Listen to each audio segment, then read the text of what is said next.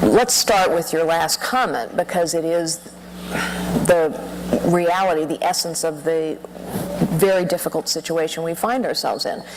We are now dealing with unsustainable levels of debt, 12.8 trillion as of about now. We're looking at a $4 trillion deficit, and both parties have contributed.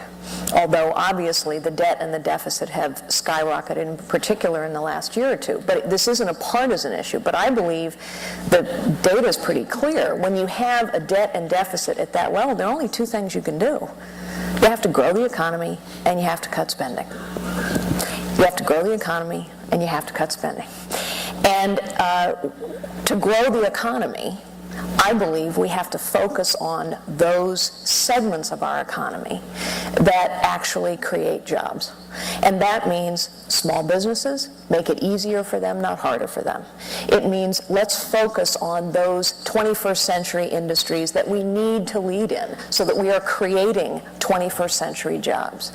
And to cut federal spending, we need to be asking the questions about how efficiently and effectively taxpayer dollars are being spent. We need to get about the business of saying, you know what, actually, the federal government should be like any business. They ought to be accountable for the money they spend. Yes, we will lose some federal government jobs. We will lose some local government jobs. But what we have today, if you look at the numbers, is you have, again, let's come back to California, 12.6% unemployment rate.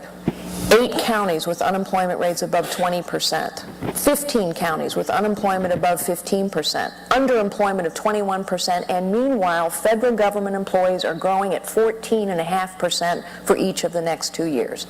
That is not a recipe for a sustainable economy. It is not a recipe for a sustainable federal government. We have to grow jobs in the private sector and begin to decline the number of jobs in the government sector.